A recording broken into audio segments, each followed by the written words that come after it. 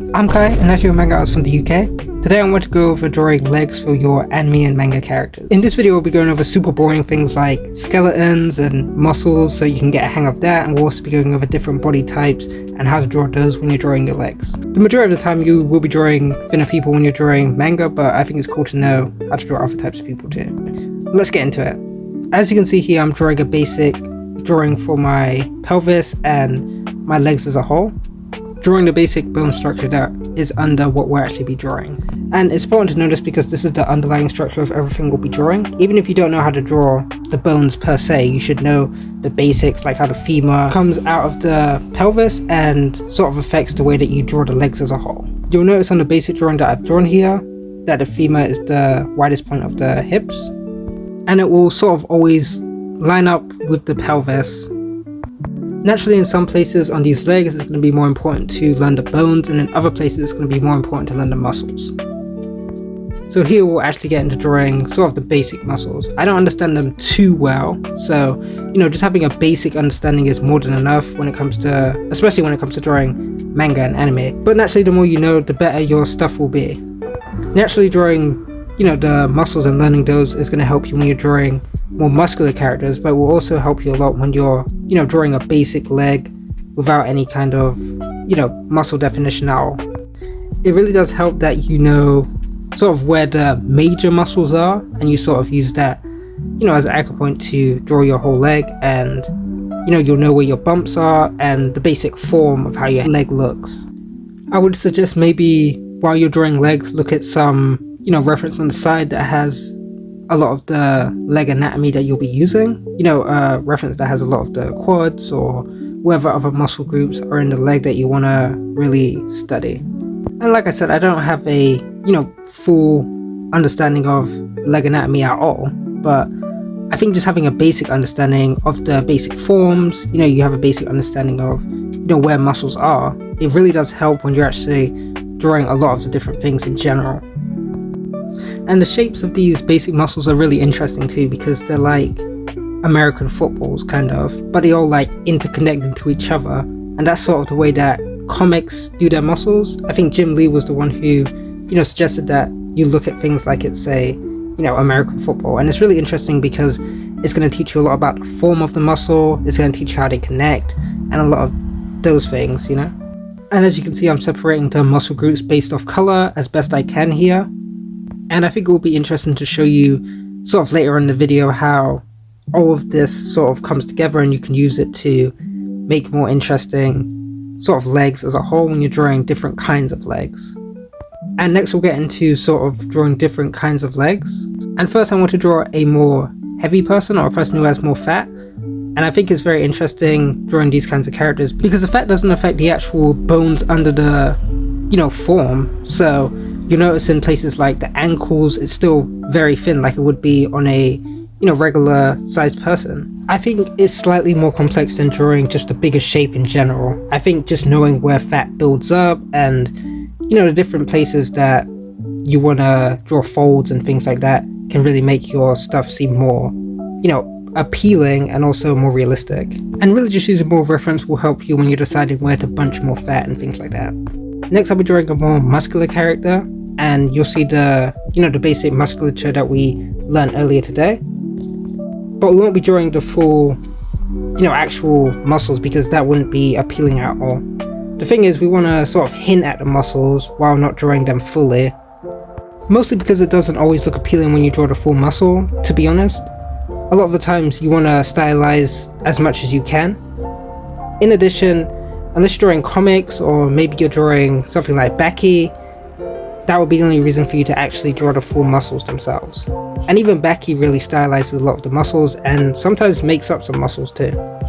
So essentially we're just trying to make something that's appealing and doesn't look too ugly or anything like that. I'm going to touch back on that a bit more later. And next we'll be talking about the the standard anime manga girl sort of legs. And the general idea is it follows the bones more closely because there's less fat and less muscle in general. So it's a lot more thin and things like that, but it's nothing too complex. I think this is probably the easiest one to actually learn because it's sort of, just a basic cylinder and then another basic cylinder. Essentially, you learn this sort of leg type in any anime manga tutorial out there if you're looking for drawing legs. More than anything, just look out for the bump of the femur that I've drawn in here. As you can see, it still affects sort of the basic structure of the legs as a whole.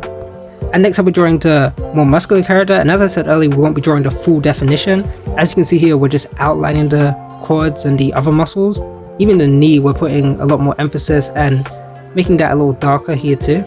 I think you see this a lot in MHA actually. And I'm trying to follow the basic structure of the muscles. Even on the outlines, I'm sort of still following the muscles while also keeping in mind, of course, the bump of the femur up by the waist. And of course, the ankles are still, the typical size that you might see an ankle, just because, most of the ankle is bone as a whole. So, that's not going to be super muscular. The calves will be more muscular though. And here we'll be drawing the more heavy character too. So, we're drawing the shapes more swooping, and we're still showing definition in the knees. And as you can see, I point to the ankle here because it's the exact same size as any other ankle in any other body type. And here I'm drawing the basic leg from a back view. You can actually get a lot of good tutorials from Emily Decore if you're looking for a good tutorial on actually drawing the backside.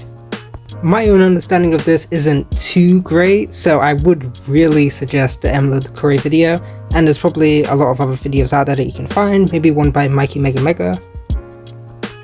But this is my general process when I'm drawing it. Essentially, the form is what's important, and more often than not, I'm going to be putting clothes on these characters, so I'm mostly worried about the landmarks and how those are actually going to look. So as you can see here, I'm going to be adding clothes to this specific pose, and with this one specifically, I think it's easy to follow the folds and sort of see where that bunches and wrap that around the form of the leg as a whole. I've also pointed out a concave part of the hip here, and drawing one final pose here. And next, what I really want to talk about that's super important when you're drawing legs is using the gesture, sort of the gesture of the leg as a whole. I usually don't use gesture for anything I do, but this kind of gesture for the leg is super helpful, basically making both sides asymmetrical and sort of following the shapes down as we go. As you can see here, I'm following a basic pattern of in, out when I'm drawing my legs, and that makes it super easy to sort of draw them in a dynamic way. And even when you're not exactly exaggerating the leg a lot, I think, most people follow this basic idea for drawing the leg anyway. And it really is interesting because it's a super easy way to make your legs more dynamic instantly, with just changing a few small things and, applying it to your own work. In addition, asymmetry is very good for creating more dynamic legs. As you can see, when it comes to the calves, one side is always higher than the other, and that creates a very interesting sort of shape in general. And that sort of ties us back to the muscles that we were drawing earlier too. And here I'll just be drawing a bunch of sort of random legs from references that I found to sort of show you how I approach drawing the legs myself. Usually I start with the basic pelvis shape, but you've seen those in like every tutorial ever. I kind of just wanted to cover the, more of the technical side of things and sort of how the anatomy actually works and things like that, because I don't think I've seen anyone really cover that. And as you can see, I usually draw sort of contour lines around my legs and most of my other body parts too, because it makes it easier to draw clothes on top of that. Basically just follow the form with the clothing folds, and it makes your clothes feel more 3D and things like that. Essentially, learning a lot of this stuff is really gonna make you stand out as an artist. I think even just learning the base limit like what I have, you'll sort of see good growth in your own artwork, and reading other books like Michael Matussi's Force and other books like that is going to be really helpful to actually growing. And I think another cool thing is sort of how much muscle you should draw on each character. Low-key, the underlying muscles are important, but I don't really think you should be defining each muscle as you go on, because it can make your drawing look really ugly in my opinion, but it really depends on the style you're trying to go for.